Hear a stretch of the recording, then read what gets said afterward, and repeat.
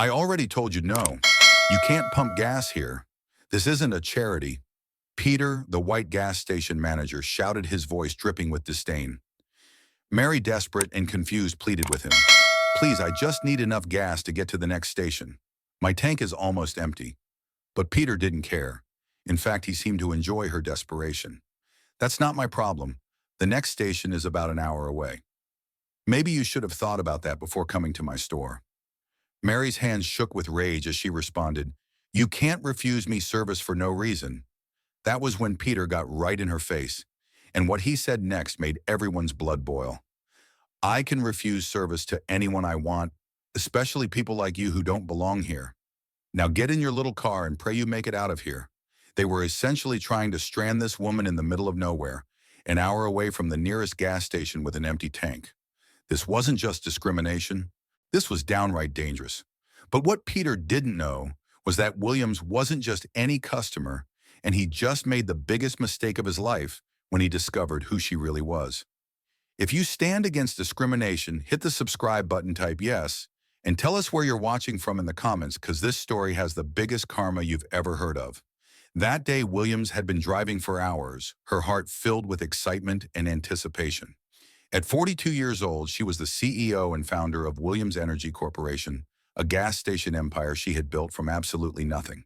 Her company now owned 848 locations across the entire country, making her one of the most successful entrepreneurs in the energy sector. The journey to build this empire hadn't been easy. Mary had started with a single gas station 20 years ago, working 16-hour days pumping gas herself, cleaning restrooms, and doing whatever it took to keep the business afloat. She had faced discrimination from suppliers who didn't want to work with a young black woman. She had struggled to get loans from banks that questioned her business acumen. But Mary had persevered, driven by a vision of creating a company that would serve all customers with dignity and respect. Year after year, she had reinvested every penny back into the business. She opened a second location, then a third. Now, 2 decades later, Williams Energy Corporation was a billion-dollar company with nearly 850 locations from coast to coast. Mary employed over 12,000 people and served millions of customers every single day. She had achieved the American dream, but she had never forgotten where she came from or the values that had driven her success. But today wasn't about business. Today was about family. Mary was making the long drive to Stanford University for her daughter Alice's graduation. She had been working 80-hour weeks for months, expanding into new markets and launching innovative new services. But she had promised herself that nothing would make her miss this moment. Alice was graduating with a degree in engineering. Mary couldn't have been prouder. Her daughter was brilliant, driven, and compassionate. Everything Mary had hoped she would become. This graduation represented not just Alice's achievement, but the culmination of Mary's own dreams. She had built her empire not just for herself, but to create opportunities for the next generation. As she drove through the Nevada desert, Mary reflected on how far they had both come. She remembered working late nights at that first gas station while Alice did her homework in the back office. She remembered the sacrifices they had both made, and now here was Alice graduating from one of the most prestigious universities in the world. That was when Mary noticed her fuel gauge was getting dangerously low. The warning light had just come on, and she realized she had been so lost in her thoughts about Alice's graduation that she hadn't been paying attention to her gas level. She needed to stop soon, or she might find herself stranded on the side of the highway. Mary looked at her GPS and saw that there were several gas stations coming up. She could have stopped at any of them. Shell, Exxon, BP. But then she noticed something that made her smile. There was a Williams Energy Corporation location just ahead in Riverside, Nevada, one of her own stations. That was when Mary made a decision that would change everything. Instead of stopping at a competitor's station, she decided to pull into her own location. She had been thinking about doing some unannounced inspections. Anyway, as a CEO of such a large company, Mary knew that the only way to truly understand how your business operated was to see it through the eyes of a regular customer. Mary had learned this lesson the hard way early in her career. She had received customer complaints about poor service at one of her locations, but when she visited in her business suit with her executive team, everything seemed perfect. The employees were on their best behavior. The store was spotless and the service was exemplary. It wasn't until she returned dressed as a regular customer that she witnessed the rude behavior and poor treatment that customers had been complaining about. Since then, Mary made it a practice to conduct surprise visits to her locations, always dressed casually so she could observe the real customer experience. She had discovered problems at several stores this way and had been able to fix them before they became bigger issues. So Mary had dressed casually that morning, just jeans and a Stanford sweatshirt, showing her pride in her daughter's achievement. The sweatshirt was a bit faded and worn, which made it perfect for blending in. She wanted to look like any other customer. Maybe someone's mom on a road trip. Nothing that would suggest she was a successful businesswoman. Mary pulled her car into the quick-stop gas station and immediately noticed how busy it was. Friday evening brought out lots of local customers. Families getting ready for weekend trips. Teenagers grabbing snacks before heading out for the night. Workers stopping by after their shifts ended. She could see people at multiple gas pumps, and there was a steady stream of customers going in and out of the convenience store. It was exactly the kind of bustling business she loved to see at her locations. High customer traffic meant good revenue, and good revenue meant she could continue expanding and creating more jobs. Mary always felt a sense of pride when she saw her stations busy and successful. But as Mary sat in her car for a moment, she began observing the staff more carefully. There was Peter Patterson, the 35-year-old manager, who seemed to carry himself with an aggressive, territorial attitude.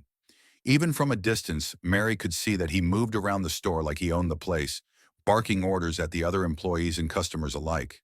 Then there was Johnny Rodriguez, 28 years old, who appeared to be Peter's eager sidekick. Johnny hung on Peter's every word and seemed to be trying constantly to impress him. Mary watched as Johnny laughed loudly at something Peter said, even though she couldn't imagine what could be so funny about restocking cigarettes. Finally, there was Jessica Chen, 24, who seemed to follow their lead without question. Mary noticed that Jessica kept her head down most of the time and appeared nervous around both Peter and Johnny. She moved quickly and efficiently, but there was something about her body language that suggested she wasn't entirely comfortable. What Mary witnessed next made her stomach turn. She watched as white customers approached the counter and were greeted with warm smiles, friendly conversation, and helpful service. Peter would joke around with the male customers, asking about their weekend plans or complimenting their vehicles. He would compliment female customers and offer to help them carry heavy items to their cars. The staff went out of their way to assist these customers, answer their questions, and make them feel welcome. When one customer couldn't find a particular snack, Johnny personally walked him around the store until they located it. When another customer's credit card was declined, Peter quietly suggested they try a different card and didn't make a scene about it. But then Mary witnessed something that made her blood run cold. An elderly black customer walked in and approached the counter. The man was well-dressed, polite, and spoke perfect English. He asked Peter about air for his tires, explaining that one of them looked a little low and he wanted to check the pressure before getting on the highway. Mary watched in horror as Peter barely looked up from what he was doing. Without making eye contact, he pointed dismissively toward the back of the store and said, "Machine's over there. Figure it out yourself." No help, no directions about how to use the machine. No offer to check if it was working properly, just cold, rude dismissal. The elderly man looked confused and a little hurt. He thanked Peter anyway and walked toward the back of the store, clearly trying to maintain his dignity despite the poor treatment. Mary's heart broke watching this sweet old man being treated so disrespectfully. But it got worse. As the man walked away, Mary saw Johnny lean over to Peter and whisper something that made them both chuckle. She couldn't hear what was said, but their body language and facial expressions made it clear that they were mocking the customer behind his back. Mary's heart sank. This was her business. These were her employees working under her company name, representing everything she had worked so hard to build. And they were treating customers differently based on how they looked, where they came from, and probably a dozen other prejudiced assumptions. Everything she had worked for, everything she had built was being tainted by the very prejudice she had fought against her entire career. This wasn't just bad customer service. This was discrimination, and it was happening at a business that bore her name and reflected her values. Mary felt a mix of emotions washing over her. She was angry, disappointed, and frankly shocked. She had implemented extensive diversity and inclusion training at all her locations. She had clear policies against discrimination. She had built her entire company culture around treating every customer with respect and dignity. How had this happened? How had employees like Peter been hired and promoted to management positions? How many other customers had been treated this way? How many people had walked away from her stores feeling humiliated and unwelcome? But Mary knew she couldn't jump to conclusions based on one interaction. She needed to see more. She needed to experience it firsthand. Maybe this was just an isolated incident. Maybe Peter was having a bad day. Maybe there was some explanation she wasn't seeing. So Mary took a deep breath, checked her appearance in the rearview mirror to make sure she looked like any other casual customer, and got out of her car. She started walking toward the gas pumps to fuel up her vehicle, just like hundreds of other customers did at this location every day. She hadn't even made it halfway across the parking lot when Peter came storming out of the store. His face was already showing irritation and suspicion, as if Mary's mere presence was somehow problematic. "Excuse me, where do you think you're going?" He demanded, his tone immediately hostile and confrontational. Mary was completely taken aback. She had simply been walking to the gas pumps like any other customer. She hadn't said anything, hadn't done anything unusual, hadn't even interacted with anyone yet. But already before she had even said a word or made any attempt to purchase anything, Peter was treating her like she was some kind of threat or problem. This was her own gas station. This was her own employee, and she was being challenged and confronted for simply trying to buy gas at her own business. In that moment, Mary realized that what she was about to experience was probably happening to customers at her locations every single day. How many people had been made to feel unwelcome at businesses that were supposed to serve everyone equally? How many customers had she lost because of employees like Peter? The question was, how far would Peter's prejudice go? Mary was about to find out, and what happened next would test every ounce of her self-control and professional restraint. If you're intrigued by this story, hit the subscribe button and tell us in the comment if you've ever faced discrimination like this before. Mary stood there for a moment trying to process what was happening. She looked at Peter calmly and said, "I need to get gas." But Peter didn't move. Instead, he crossed his arms and physically blocked her path to the gas pumps. "Not here, you don't. We reserve the right to refuse service." Mary was genuinely confused. She had done absolutely nothing wrong. She had simply walked from her car toward the gas pumps like any normal customer. "Why, I have money." Peter looked her up and down with obvious disdain. "I don't like your attitude." What attitude? Mary had barely spoken 2 sentences, and both had been polite requests. She hadn't raised her voice, hadn't been rude, hadn't done anything that could remotely be considered having an attitude. But before she could even respond, the situation got worse. Johnny came strutting out of the store to join Peter, clearly enjoying the confrontation. "Yeah, and you look suspicious. We've had problems with people like you." Mary felt her heart rate increase. The implications of his words were becoming crystal clear. "People like me." "What does that mean?" Peter stepped closer, his voice dripping with contempt. "You know exactly what it means." The racist undertones were unmistakable now. Mary glanced at her fuel gauge through her car window. It was nearly empty, and the warning light was blinking. Panic started to set in as she realized the gravity of her situation. "But please, I just need a few gallons." "What's the next closest station?" Peter's face twisted into a cool smirk. "About an hour down the highway. Hope you make it." Johnny laughed and added, "Maybe you should have planned better." They were essentially trying to strand her in the middle of the Nevada desert. Mary looked around the gas station and noticed that other customers were starting to pay attention to the commotion. She could see their faces registering shock and discomfort at what they were witnessing.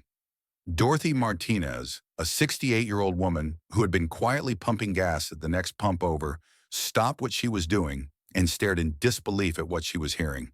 Her mouth was literally hanging open. Tyler Johnson, a 19-year-old college student, had been heading into the store for snacks but stopped dead in his tracks. He slowly pulled out his phone and started recording discreetly, clearly, recognizing that something very wrong was happening. Frank Wilson, a 45-year-old local mechanic who had been checking his oil, stopped what he was doing and turned to watch the confrontation unfold. His face showed a mixture of anger and disbelief. But what happened next made Mary's blood boil. Right in the middle of this confrontation, Mike Thompson, a white customer in his 40s, approached the gas pumps and called out, "Excuse me, can someone help me with the pump? It's not reading my card." Peter's entire demeanor changed instantly. His face lit up with a warm, friendly smile, and he immediately rushed over to Mike. "Absolutely, sir. Let me get that started for you right away. Sometimes these older pumps can be finicky. Here, let me show you the trick." Mary watched in absolute amazement as Peter bent over backwards to help Mike, explaining how the pump worked, asking about his weekend plans, and treating him like royalty. Meanwhile, Mary was standing just 20 feet away, being refused the most basic service. The contrast was so stark, so obvious, so blatantly discriminatory that Mary could hardly believe what she was witnessing. "I can see you're helping other customers. Why won't you help me?" Peter finished helping Mike and walked back over to Mary, his friendly demeanor immediately disappearing. "Because I said so. This is private property and you need to leave." That was when Johnny decided to get even bolder with his racist language. "Yeah, why don't you go back to the city where you belong? This is a respectable neighborhood." Mary tried to maintain her composure. "I'm just trying to buy gas. This is a public business." Peter's response revealed the depth of his prejudice. "Public business doesn't mean we serve everybody. Some people just don't fit with our clientele." The racist implications were crystal clear now. Even though he was still trying to use coded language, Mary could feel the eyes of every customer in the gas station on her. This wasn't just about refusing service. This was about public humiliation based on her race. That was when Dorothy Martinez couldn't stay silent any longer. The elderly woman approached the group and said firmly, "Young man, that's no way to treat a customer." But Peter turned his hostility on her too. "Ma'am, please mind your own business. We handle our store how we see fit." Tyler continued recording everything, clearly shocked by what he was witnessing. He had probably never seen such blatant discrimination in person before. Mary checked her fuel gauge again through her car window. The warning light was still blinking, and she could see that she was running on fumes. Desperation crept into her voice. "My car is nearly empty. If you won't serve me, I might not make it to the next station." Peter's response was as cold and cruel as anything Mary had ever heard. "Sounds like a you problem, not a me problem." He was willing to potentially strand a woman in the desert rather than simply allow her to buy gas. The cruelty was breathtaking. Mary realized that this wasn't just about prejudice or bad customer service. These men were willing to put her in actual danger because of the color of her skin. Frank Wilson shook his head in disgust and muttered something under his breath. Dorothy looked like she was about to cry. Tyler kept recording his face, showing complete disbelief at the level of racism he was witnessing. Meanwhile, other white customers continued to receive friendly, helpful service. Jessica came outside to help an elderly white woman carry her purchases to her car. Peter joked around with a group of teenagers buying energy drinks. The contrast couldn't have been more obvious. Mary stood there, fuel gauge on empty, an hour from the next gas station, being refused service at her own business by her own employees. The irony was almost too much to bear. She had built this company to create opportunities and serve all customers with dignity. Instead, her own success was being used as a weapon against people who looked like her. But Mary wasn't just any customer, and what Peter and Johnny were about to discover would change their lives forever. What would you have done if you were in Mary's shoes? Would you have revealed who you were immediately? Or would you have kept quiet like she did? Tell us in the comments, and don't forget to like and subscribe for more stories like this. The situation was about to get much worse. Johnny decided to escalate things even further, laughing as he delivered what he thought was the perfect insult. "Maybe you should have filled up in your own neighborhood before coming to ours." Mary stared at him in disbelief. The implications of his words were becoming crystal clear, but she wanted to hear him say it explicitly. "My own neighborhood. What are you talking about?" Peter stepped forward, his voice dripping with racist venom. "Don't play dumb. We both know you don't belong here." The coded language was gone now. The pretense of legitimate business reasons was evaporating. Peter was making it clear that this was about race, about where Mary supposedly belonged and where she didn't. That was when the mask completely came off. Peter's voice got louder and his racism became absolutely explicit. He wanted everyone in the gas station to hear what he was about to say. "Look, lady, I don't know what ghetto you crawled out of, but we don't serve your kind here. Take your food stamps and your attitude and get out. The words hit Mary like a physical blow. In all her years building her business empire, in all the discrimination she had faced and overcome, she had rarely encountered such blatant, vicious racism. Peter wasn't even trying to hide it anymore. He was proud of his hatred, displaying it like a badge of honor. The assumptions in his statement were staggering. He assumed she was poor. He assumed she was on government assistance. He assumed she came from the ghetto. All of these assumptions were based on nothing more than the color of her skin. Johnny, emboldened by Peter's explicit racism, decided to add his own cruel twist. Yeah, and good luck making it an hour on fumes. Maybe next time you'll think twice about where you try to shop. The cruelty of this statement was breathtaking. They weren't just refusing her service. They were actively hoping she would be stranded in the middle of the Nevada desert. They were using her desperate fuel situation as a weapon of racial intimidation. Mary realized that these men were so consumed with racial hatred that they were willing to put her in actual physical danger, rather than simply sell her gas like they would any other customer. The next gas station was an hour away, and she was running on fumes. If her car broke down in the desert, she could be in serious trouble. Despite the rage building inside her, like a volcano ready to erupt, Mary fought to stay composed. She knew that losing her temper would only give them more ammunition to use against her. She had learned long ago that maintaining her dignity in the face of racism was often the most powerful response. You're refusing me service based on my race. That's illegal. Peter laughed in her face, the sound harsh and mocking. Prove it. I'm refusing you service because I don't like you. That's my right. He was so confident in his ability to get away with his discrimination. Peter truly believed that he could refuse service to Mary based on her race and simply claim it was for other reasons. He had probably done this before and gotten away with it. Then Peter did something that shocked even the other customers who were watching this unfold. He started making exaggerated crying motions, wiping fake tears from his eyes and making whimpering sounds, mocking Mary's desperate situation. Oh no, the poor lady might run out of gas. Maybe she should have thought about that before disrespecting our business. The cruelty was breathtaking. Here was a woman whose car was literally running on fumes, who might not make it to the next gas station, and Peter was mocking her potential predicament, like it was some kind of hilarious joke. He was actually enjoying the thought of her being stranded in the desert. Mary looked around at the other customers, seeing the shock and disgust on their faces. These were local people, members of this community, and even they were appalled by what they were witnessing. That was when Frank Wilson, the local mechanic who had been getting gas for his truck, couldn't stay silent any longer. This isn't right. She just wants gas. Frank's voice was quiet but firm. He was clearly uncomfortable confronting Peter, but his conscience wouldn't let him stay silent in the face of such blatant injustice. But Peter immediately turned his threats on Frank, his voice becoming menacing. Frank, you want to keep getting your truck serviced here, mind your business.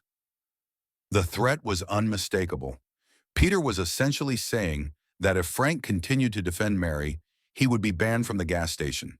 Even Frank, a local customer who probably spent hundreds of dollars there every month, was being intimidated into silence for simply suggesting that Mary deserved basic human decency.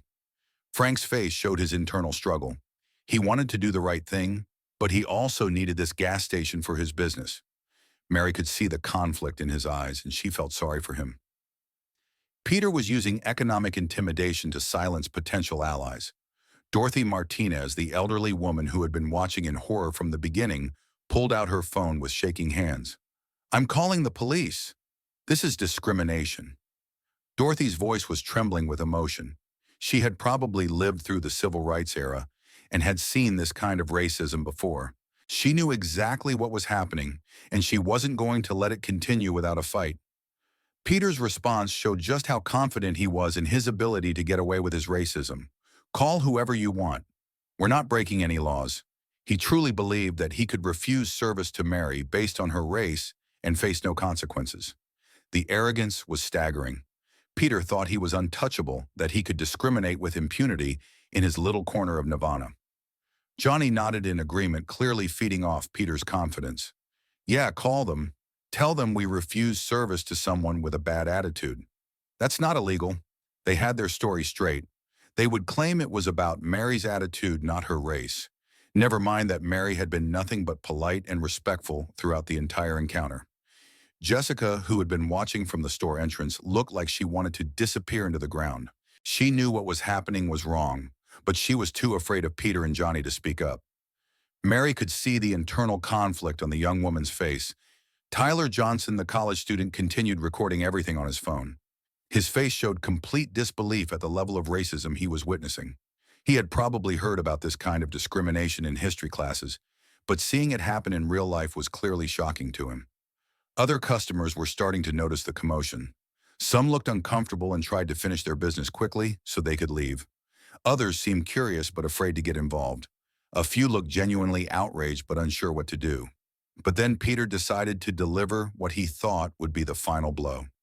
He leaned close to Mary, close enough that she could feel his breath on her face, and delivered the most vicious insult yet. "You know what I hope you do run out of gas. Maybe it'll teach you and your kind to stay where you belong. This is our town and we don't want you here." The racism was now completely explicit and vicious. Peter wasn't just refusing service. He was actively hoping that Mary would be stranded and potentially put in danger. He was using the threat of her running out of gas as a weapon of racial intimidation. The words "your kind" hung in the air like poison. There was no ambiguity left. This was pure, undiluted racism delivered with maximum cruelty and malice. Johnny laughed and added his own vicious comment. "Yeah, maybe being stuck on the side of the road will give you time to think about where you really belong." They were actually enjoying the thought of Mary being stranded in the desert. The level of cruelty was almost incomprehensible. These weren't just ignorant people making thoughtless comments. These were individuals who took pleasure in the idea of causing harm to someone based solely on their race. This was Mary's breaking point. She had endured the refusal of service with grace. She had endured the racist comments with dignity. She had even endured the cruel mockery with composure. But when Peter and Johnny expressed their hope that she would actually be stranded in the desert, potentially facing danger, or even death, Mary knew it was time to end this parade. She had given them every opportunity to do the right thing. She had remained calm and respectful, even in the face of their hatred. But they had chosen to escalate the situation to the point where they were actively wishing harm upon her. What do you think Peter and Johnny deserved? Tell us in the comments and hit the subscribe button now as we get to the heated part of this story. Mary pulled out her phone with steady hands despite the rage coursing through her veins like molten lava. The racism had become so explicit and vicious, and the added cruelty of potentially stranding her without fuel had crossed every possible line of human decency. She speed dialed a number and waited for the answer. The phone rang once, twice, and then a familiar voice picked up. "David, it's Mary. Emergency at the Riverside location. I need you here immediately with security and HR." Her voice was calm and professional, betraying none of the fury she felt inside. This was the voice of a CEO who had just witnessed her own employees engage in the most blatant discrimination imaginable. Peter, who had been watching her make the call, burst into mocking laughter. The sound was harsh and cruel, filled with the confidence of someone who thought he held all the power. "Calling the Nonation ACP your baby daddy. Nobody's going to help you here, sweetheart. You're all alone in Trump country now." Even in the face of Mary's phone call, Peter couldn't resist delivering more racist taunts. The reference to Trump country was clearly meant to suggest that racism was not only accepted here, but encouraged. He was so confident in his position, so sure that he held all the power in this situation, that he continued to mock and insult her even after she had made what was clearly an important phone call. Johnny joined in the mocking. "Yeah, whoever you called, they can't do anything to us. We know our rights." They had no idea what was coming. They were so blinded by their racism and their sense of local power that they couldn't imagine any scenario where they would face consequences for their actions.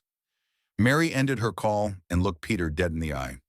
The moment had come to reveal the truth that would change everything. "I just called the head of operations for Williams Energy Corporation, the company that owns this gas station, the company I built from scratch." The words hung in the air like a bomb that had just been dropped. Mary watched as the meaning of her statement slowly began to dawn on Peter and Johnny's faces. Peter's mocking laughter died in his throat as if someone had suddenly strangled him. Johnny's cocky smile disappeared, completely replaced by a look of growing horror. Even Jessica, who had been watching from the store entrance, went completely pale as the implications of Mary's words sank in. They had just spent the last 20 minutes delivering the most vicious, explicit racism to the woman who owned their gas station, the woman who employed them, the woman who could fire them with a single word, the woman who controlled their livelihoods and their futures. The power dynamic had just shifted so completely and so suddenly that Peter and Johnny looked like they had been physically struck. The confidence, the arrogance, the sense of superiority, all of it evaporated in an instant. Mary's voice was steady and controlled as she delivered her final promise, each word carefully chosen for maximum impact. In 7 minutes, I'm coming back with my team. And when I do, you're going to wish you had just sold me the gas. The threat was implicit but unmistakable. In 7 minutes, their world was going to come crashing down. In 7 minutes, they would face the consequences of their racism. In 7 minutes, justice would finally be served. Peter and Johnny stood there in shocked silence, their minds racing as they tried to process what had just happened.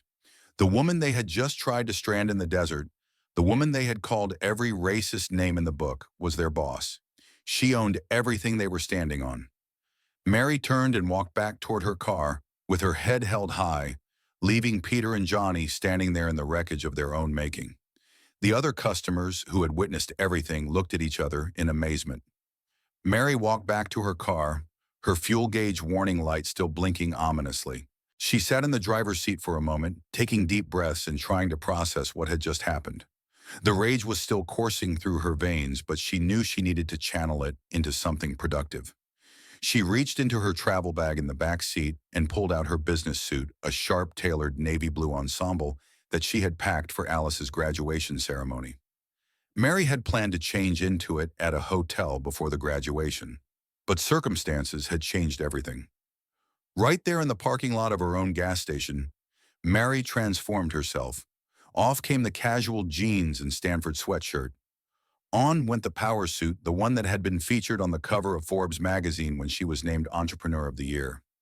She adjusted her hair, straightened her shoulders, and looked at herself in the rearview mirror. The desperate customer was gone.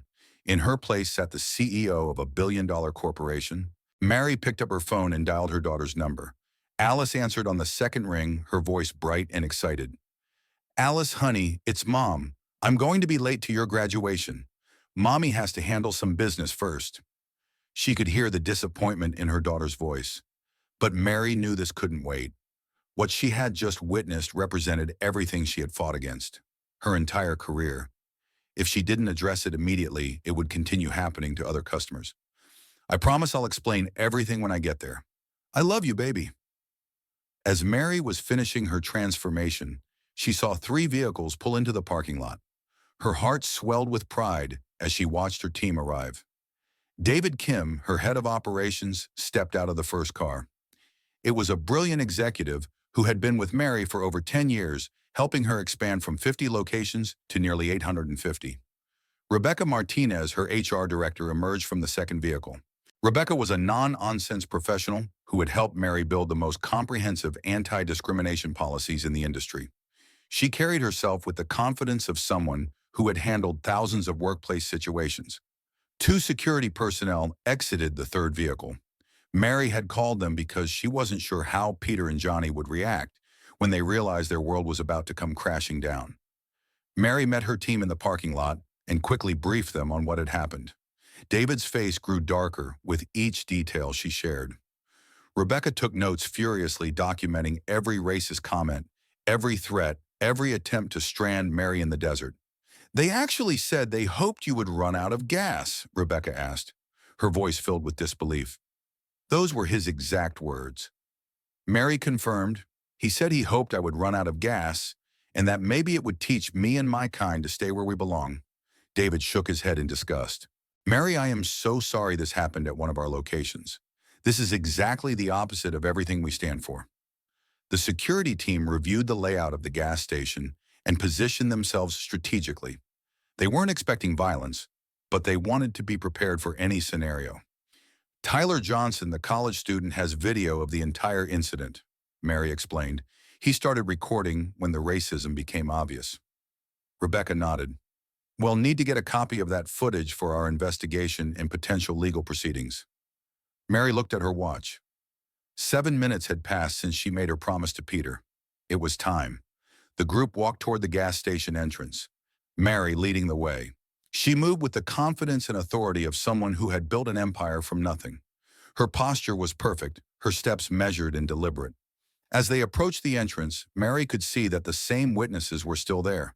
Dorothy Martinez was still at her car, apparently waiting to see what would happen next. Frank Wilson had finished getting gas but hadn't left. He was clearly curious about the resolution. Tyler Johnson was still recording his phone, ready to capture whatever happened next, but there were also new customers who had arrived and heard about the commotion from other people. Word was spreading quickly through the small community about the confrontation that had just taken place. Mary pushed open the door and walked into the gas station convenience store. The transformation was complete. She was no longer the desperate customer who had been refused service. She was now the CEO of Williams Energy Corporation, and she commanded the room immediately. Peter looked up from behind the counter, and his face twisted with anger when he saw Mary. He was still riding the high of his perceived victory, still believing that he had successfully driven away an unwanted customer. I don't care what costume you put on. I want you off my property.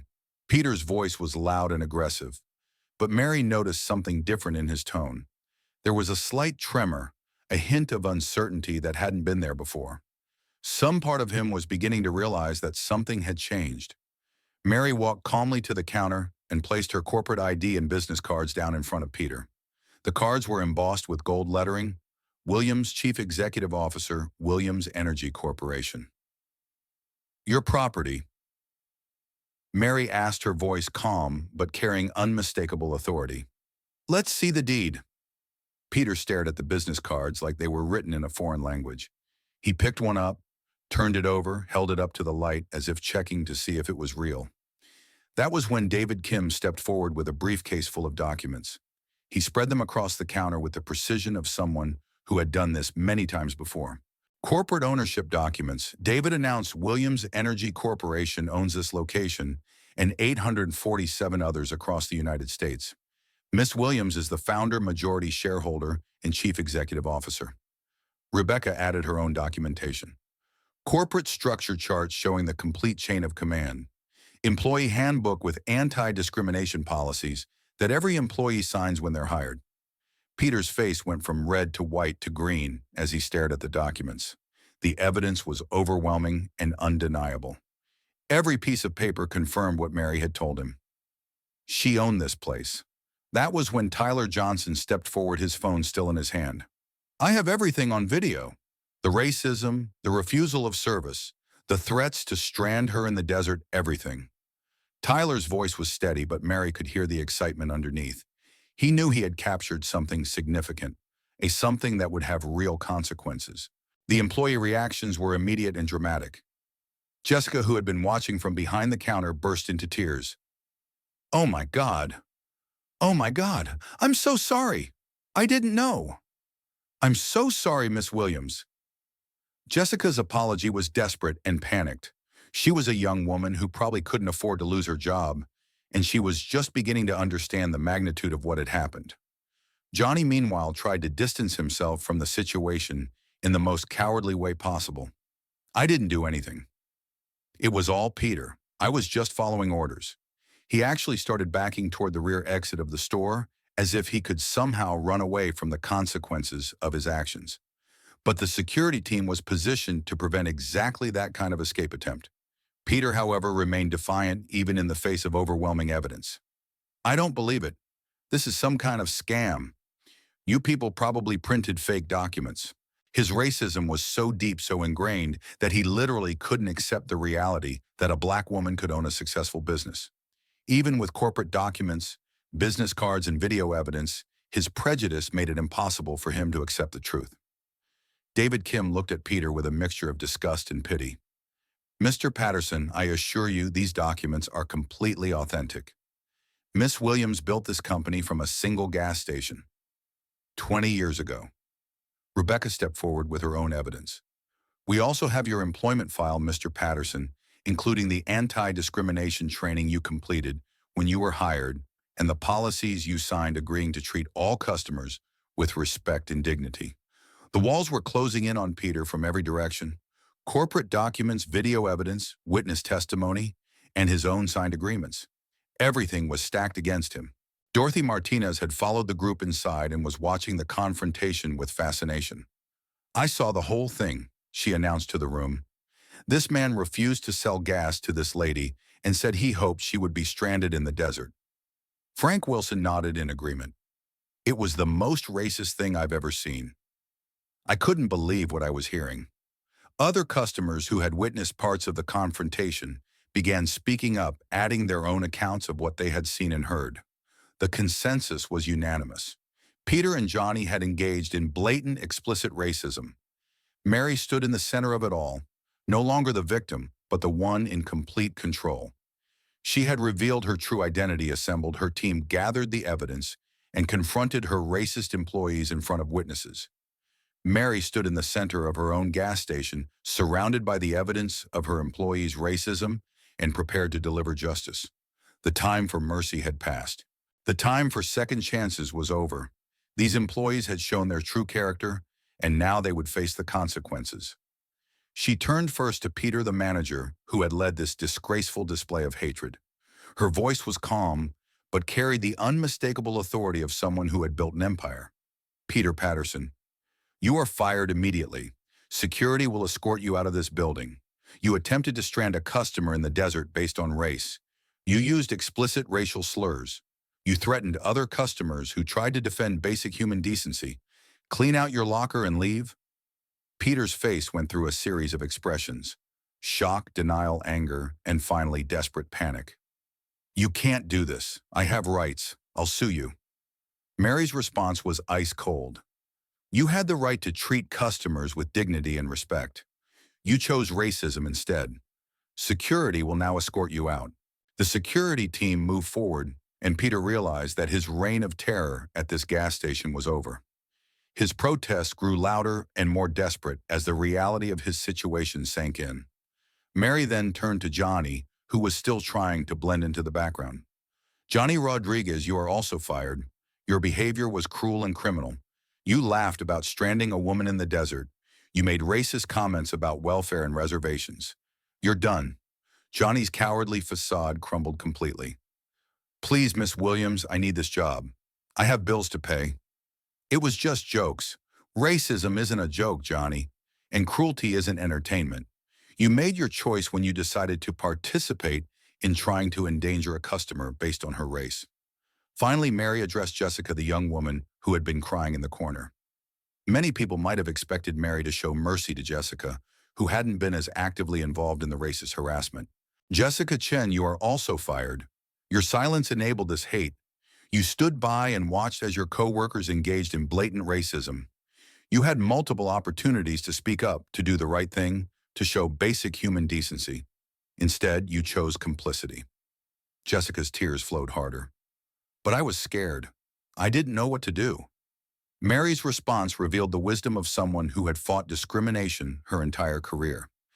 Being scared is understandable, but staying silent in the face of hatred makes you part of the problem. I need employees who will stand up for what's right, not watch quietly while customers are abused. With all 3 employees terminated, Mary made an immediate announcement to everyone in the store. "This gas station will be closed for the next week for complete restaffing and retraining. We will reopen with employees who understand that we serve everyone with dignity and respect." But Mary wasn't finished. She walked outside to the gas pumps, and in front of all the witnesses who had watched her be humiliated and threatened, she began pumping gas into her own car. The symbolism was powerful. The woman who had been refused service was now serving herself at her own business. As the fired employees were escorted to their vehicles by security, the community response was immediate and overwhelming. Dorothy Martinez approached Mary with tears in her eyes. "Honey, I've never seen justice served so perfectly in my entire life. They actually tried to strand you in the middle of nowhere? I'm 68 years old, and I've seen a lot of injustice in my time, but I've never seen someone stand up to it like he just did." Tyler Johnson was practically vibrating with excitement as he held up his phone. Miss Williams, this video is going viral already. I posted it on TikTok, Instagram, and Twitter. People need to see what real accountability looks like. You just showed the world that racism has consequences. Frank Wilson, the mechanic who had tried to intervene earlier, approached Mary with obvious remorse. Ma'am, I should have done more. I should have spoken up louder, should have stood up to them more forcefully. I'm sorry I didn't do enough to help you. Mary's response showed the grace and wisdom that had made her a successful leader. Frank, you tried to help when you could have stayed silent. That matters. The important thing is that we all learn from this and do better going forward. Other customers and community members began approaching Mary, expressing their shock at what they had witnessed and their admiration for how she had handled the situation. Word was spreading quickly through the small town about what had happened. As Mary finished pumping her gas, she addressed the crowd that had gathered. Let me be clear about something. No customer will ever be refused service at any of my 848 gas stations based on who they are, what they look like, or where they come from. We serve everyone with dignity and respect. That's not just our policy, that's our promise. The crowd applauded, and Mary could see the approval and respect in their faces. She had turned a moment of racist humiliation into a teachable moment for an entire community. Mary got back into her car and immediately called her daughter. Alice answered on the first ring. Alice, honey, it's Mom. I'm fueled up and on my way to your graduation. I have quite a story to tell you about standing up to hate and why your education and success matter so much. Alice's voice was filled with excitement. Mom, someone already sent me the video. It's everywhere. I can't believe what those people said to you, and I can't believe how you handled it. Mary smiled as she started her car. Sometimes, baby, you have to fight for what's right. Even when it's difficult, even when people try to make you feel like you don't belong, you belong wherever you choose to be. As Mary drove away from the gas station, she reflected on what had just happened. She had turned a moment of racist hatred into a powerful statement about justice and accountability. 3 employees had lost their jobs because of their racism. An entire community had learned that discrimination would not be tolerated, and a video was going viral that would show the world what real consequences for racism looked like. But more importantly, Mary was on her way to celebrate her daughter's graduation from Stanford University. She was driving to witness the culmination of everything she had worked for, the next generation achieving dreams that previous generations could only imagine. Mary had started this day as a successful CEO driving to her daughter's graduation. She had been temporarily transformed into a victim of racist harassment, but she had ended the day as something even more powerful, a symbol of justice, accountability, and the truth that actions always have consequences. The gas station behind her would reopen in a week, with new employees and renewed commitment to serving all customers with dignity. The video of her confrontation would inspire countless other people to stand up to racism, and Williams would arrive at Stanford University just in time to see her daughter walk across that graduation stage. Sometimes justice isn't just about punishment, it's about transformation. And Mary had just transformed a moment of hate into a lesson about the power of standing up for what's right.